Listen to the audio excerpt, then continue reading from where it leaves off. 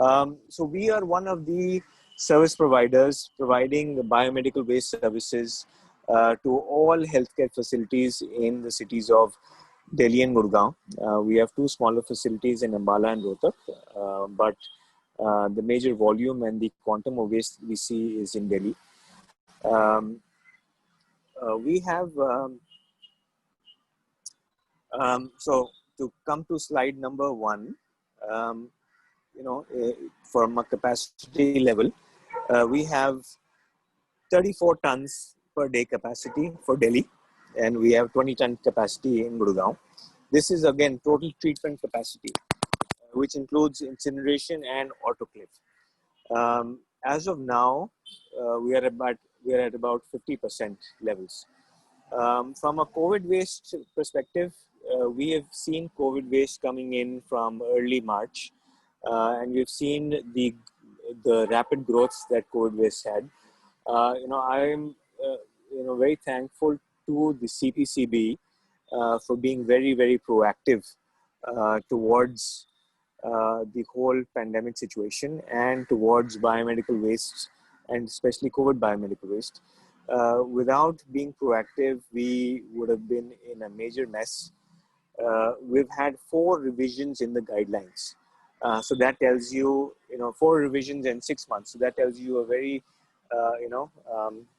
very good fact on how the government is involved in the entire process, from generation to transportation to treatment to disposal. Of course, we've seen ups and downs. Any system and process that is adopted is not perfect. But the intention is, of course, to do it in the best possible way and manner as possible. India, of course, we've seen various photographs and videos of the situation in Italy and Spain when, of course, the pandemic spread there. And the India situation was a little different in our experience.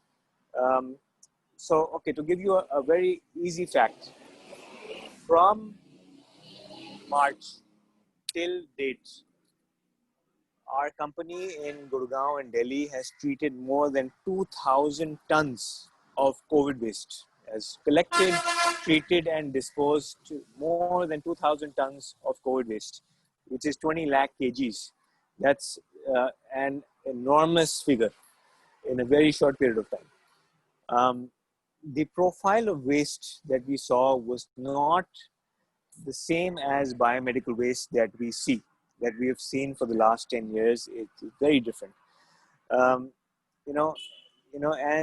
I would say that from practical experience, that the Indian government overall was not prepared, did not have any information on the severity of the situation, on of course the infectious nature of the waste, and what to do with it. So they took the worst case scenario into consideration, and they made the guidelines and procedures as per that. So of course we went a little overboard, which is evident in the lockdown, and we went overboard in the whole waste treatment process as well. To cite an example, we would say, the third guideline, which came out of CPCB, stated, this is of course after popular demand, that everything that the patient touches, everything that a COVID positive patient touches is eventually COVID waste. And that had to be incinerated. So in July, I will show you a slide which shows the trend. In July, we had such a massive surge in waste, and not biomedical waste. It was solid waste. It was food waste. It was plastic waste. It was paper waste. Anything that a COVID positive patient touched eventually became potentially infectious. Can you please go to the next slide, please?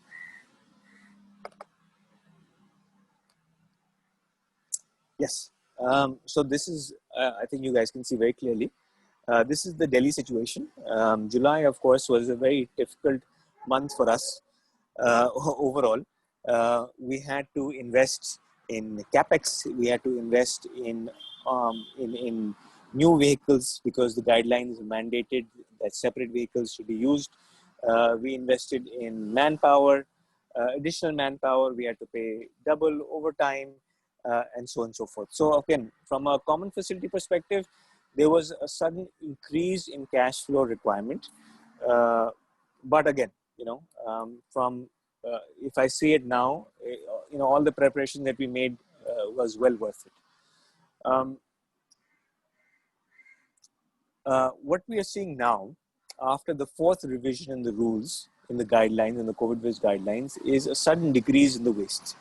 August, of course, was less. September is lower. Everything has come to manageable levels.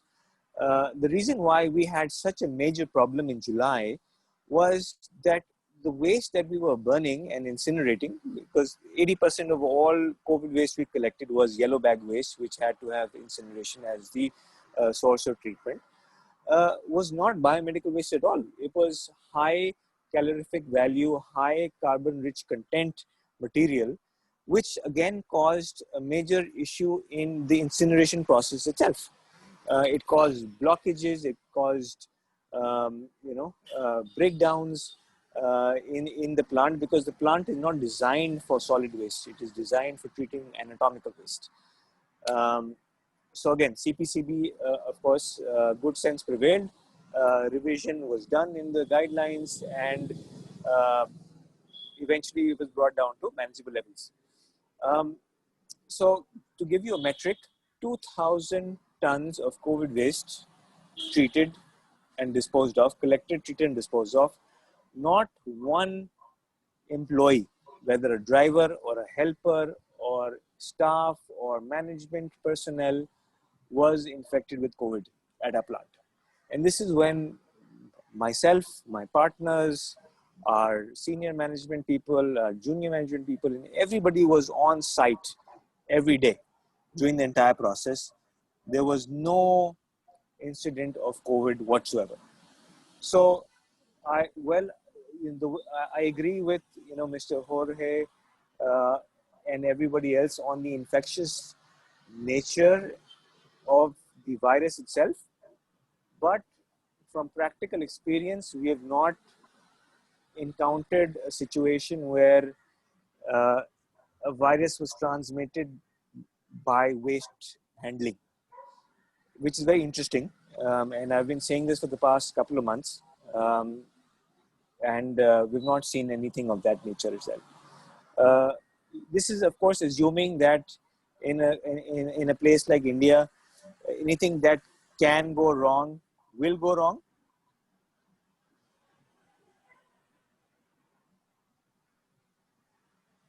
So even after a situation like that, we did not encounter a problem.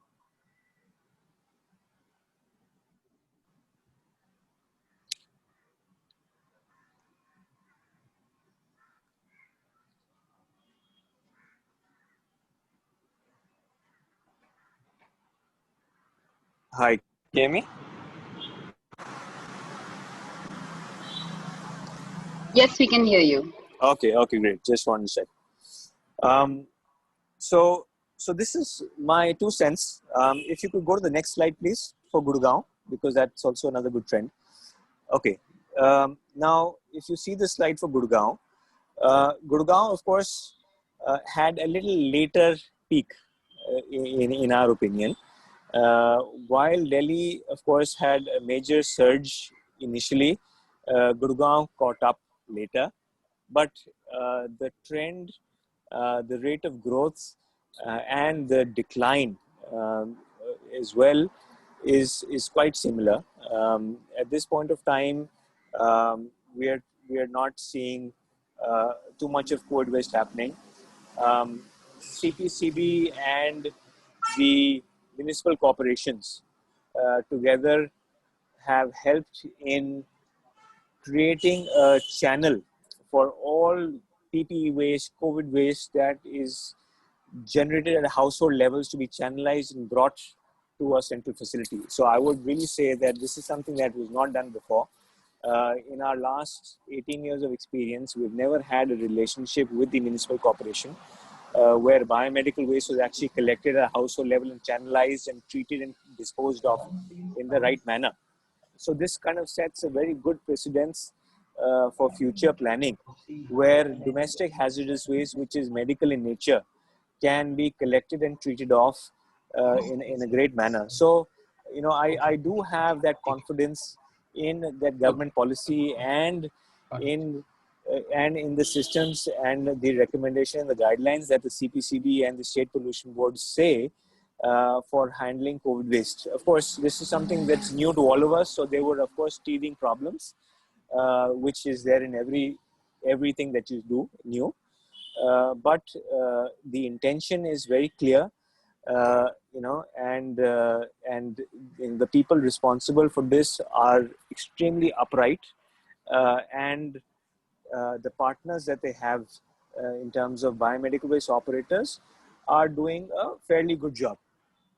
If I have to give, marks or, a situation where we have to assess ourselves, I would say from an all India level, 80% of biomedical waste is being channelized correctly. This is, of course, at a gross level. If I talk about metropolitan cities, I would say close to 95% of biomedical waste, whether it's in Delhi or Bombay or anywhere else, is being channelized correctly. And this has only come after major intervention by state boards, central boards, ministry, by the upgradation in the rules, and by the constant pressure that is being imposed on us and the healthcare facilities. So overall, it's not a grim situation. It's a fairly decent situation. We've got 80% marks, which is not bad. And I would say the remaining 20% will not add in major volumes. From a volume perspective, we may be covering close to 90-95% of waste. From numbers, yes, I may say 80%. From healthcare facility penetration numbers, 80%. But from waste volumes, we're pretty much at 90%. If you could go to the next slide, please. So again, very strict protocols on what our drivers, helpers need to wear, how waste needs to be collected, what PPEs we need to wear. Next slide, please. Small but effective checks and balances. Separate vehicles, of course. This was, of course, in Delhi, we had a problem because we started with 4 vehicles and by July, we were at 16 vehicles purely for COVID waste. So we had to make a little bit more investment, which was not planned for, but again, end of the day, we managed. Next slide, please. So I would say this whole tracking mechanism, the weighing mechanism was not a game changer, but it kind of brought in a very good amount of accountability, which was not there before. The Biomedical Waste Rules 2016 mandates that all waste that leaves the hospital needs to be tracked from source of origin up to final disposal. Whereas that rule, the implementation of the rule is taking time because of the sheer size of the market and the penetration, the time it takes to penetrate. But the whole COVID waste application that Ms. Yotika talked about is a centralized CPCB software. It was adopted fairly quickly. It was used also diligently, and we were able to basically put accurate numbers at an all India level to the total amount of waste that was generated, collected, and disposed of in a very short period of time. So these are, again, some of the photographs that you may see. Weighing, scanning, barcoding, um, and maintaining the records. In real time, all of this data goes to CPCB servers. If there's something amiss, we get phone calls, we get SMS alerts to rectify those issues. It's very encouraging to see government agency being very effective and fast with software deployment. Next slide, please. Again, photograph of collection, how it happens. What you see is, what you get. 80%, 90% of all COVID waste collected has been yellow waste. Like Mr. Sinha said, the easiest thing for the government and for everybody to adopt was incineration. Of course, Mr. Hore said the same thing, that it may have been an overkill. But again, this was a time and a place where we had no knowledge of the infectious nature of the waste and what was the best practices. So we went for the best that was available at that point of time. Next slide, please. Okay, so this is a very interesting slide. So this is something that, so the whole COVID waste management situation has been evolving from March to June till now. We started off with quarantine centers. We started off with home quarantine. We started off with COVID wards, which eventually everything evolved into COVID care centers. So, from a hospital perspective, from a quarantine center perspective, the people that were there at that point of time did not have any knowledge of what biomedical waste is, what the rules were, what the standard guidelines state, what the procedure for various things are. Biomedical waste that way is great, that it pinpoints every process and what needs to be done and what resources need to be deployed for each process. That's something which unfortunately people at the very beginning had no idea of. So waste was coming in black bags, green bags, in every color possible situation. But again, this of course has evolved. It's not the same anymore. Everything is very well streamlined. Next slide, please. This is again a photograph of our facility. So as soon as the vehicle comes in, each vehicle has a separate color coded compartment where infectious waste and other waste is stored and it's offloaded. As you see, you can see the barcode labels. So this is again a standard process that we will follow. Next slide, please. Standard protocol of how an empty vehicle needs to be disinfected. We of course are using sodium hypochlorite solution as a standard policy. We are now in the new areas that we are adopting, looking at non-liquid based disinfection systems just for ease of use. Next slide, please. Very clear photograph on how at our facility waste is loaded onto the conveyor belts.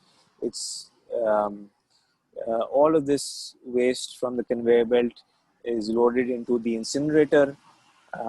We are using a very advanced system of incineration in Delhi and Gurgaon. We were one of the first in India to adopt this incineration system, where we are using dry scrubbing as a process. The traditional incinerator systems used water to do the treatment. For example, I'll compare both systems. Incineration system at both levels are at 800 degrees and 1000 degrees burning temperature.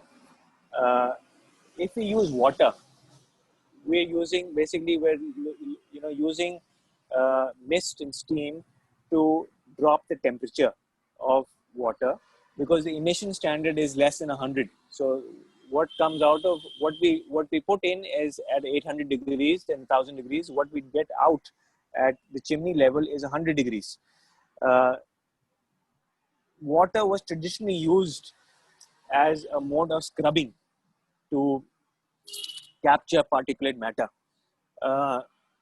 This is something that we've done away with.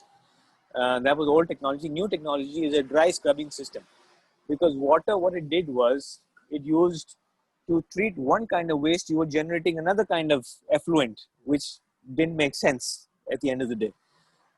So we adopted and moved into a dry scrubbing system where temperature from 1000 degrees were brought down to 100 degrees using various different filters and different kind of equipment, air pollution devices.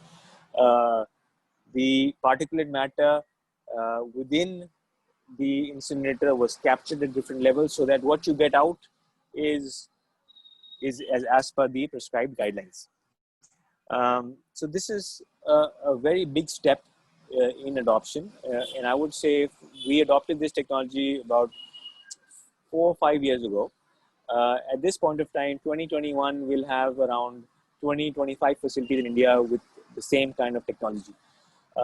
This is, of course, expensive. It's not, it's not a system that is indigenously developed. We're using ceramic filters from Germany to help us in the capture of the particulate matter. But from a pollution board standpoint, from biomedical waste rules standpoint, this is the appropriate evolution in technology that is suitable for our conditions. And by conditions, I mean both financial conditions as well as the environmental law conditions. Next slide, please. Okay, this is again a very simple view of what our incinerator looks like. What you see from the left to the right is the rotary, which is in a cylinder form, which is a rotary incinerator. This basically is a chamber which does not allow any manual intervention whatsoever. Once waste is fed into the incinerator, it rotates at 1 RPM level. The waste, as it enters and as it exits, leads, it leads to 100% combustion levels, which is something which is not available earlier. The other large cylinders that you see are the secondary chambers, where temperature of flue gases are burnt at 1200 degrees levels, approximately 1050 plus. And thereafter are the air pollution devices which capture the particulate matter. So biomedical waste over the years has become fairly complicated. It's not waste as such. It requires specialized handling, specialized knowledge, specialized vendors, technology partners, to ensure that it's done correctly. If I would say, how do we fare amongst all of this? There are no 100 marks. Of course, there's always scope for improvement, whether it's from the way we do our collection, the way we do our storage, and so on and so forth. But this is much more advanced than what we did 10 years ago. What we did 10 years ago, the total capital cost of setting up a facility was less than 50 lakh rupees. Now, if we're starting a greenfield project anywhere in the country, the cost is not, excluding land and building, the cost is not less than 5 crore rupees. So the investment in technology processes has led to a 10-fold increase in the investment levels. So now only very serious players are there in the business. The smaller players who were not in the purview of the CPCB and the ministry are now slowly dissipating. And you have large, serious players who are willing to invest for the long term are available, for this technology. And this is what you'll see pretty much everywhere now. So this is pretty much an end to my presentation.